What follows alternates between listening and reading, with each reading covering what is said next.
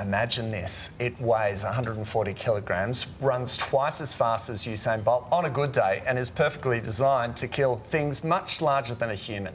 Sounds terrifying. Well, it was for safari guide Richard Fields, who at the age of 25 came face to face with a lion in the middle of the African jungle. Richard was tracking the big cats when he was attacked from behind and bitten on the head. While the road to recovery wasn't easy, now 18 years on, Richard has dedicated his life to protecting these animals in the wild.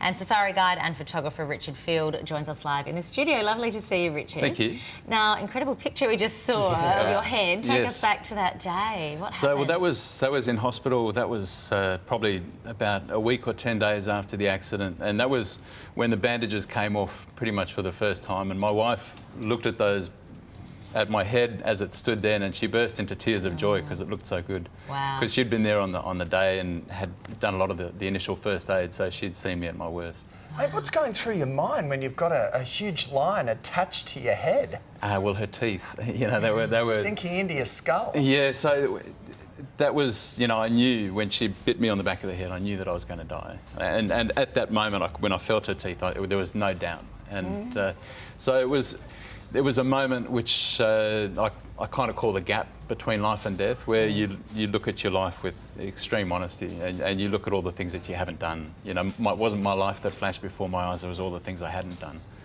But more specifically related to the people that I loved. My fiancée, you know, we weren't married yet, that was a big regret. My mum and dad, my family, you know, all my friends, I could see them in that moment. And yeah, so if you haven't done things that you need to, when that gap moment comes, that's when it kicks you in the backside. Yeah, what about the recovery process with something like that, both physically and also mentally? Because I would imagine you would be having nightmares and waking up in cold sweats after that, right? It was a struggle to get to sleep, actually, because when I closed my eyes, I'd just picture the lion.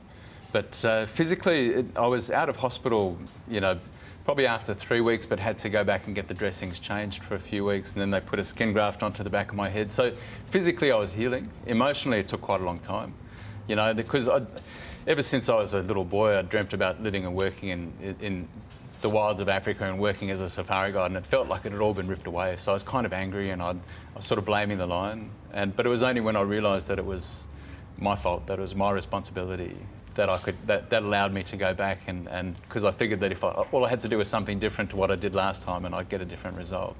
And you're now an advocate for animal welfare and conservation? Yes, yeah. Well, look, I run a safari company. I organise travel back to Africa, and you know, I love having people connect with wild Africa and wild animals, and yeah, so that was.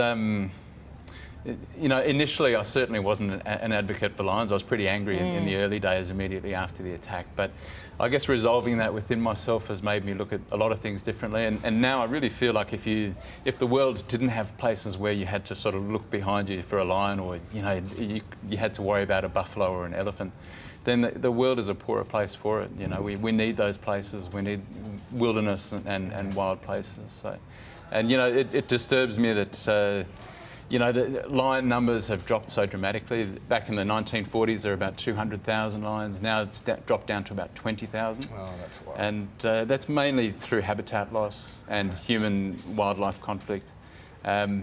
So everyone knows about rhinos and elephants and the poaching that's taking place, but I don't think a lot of people understand that lion numbers are in serious decline. Yeah, so. well, you're doing a good job of advising people that through your business, African Family Safaris. Richard, thanks so much for talking to us today. No worries. Good job, mate.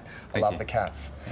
For more details on Richard's African Family Safari tours, please head over to our website.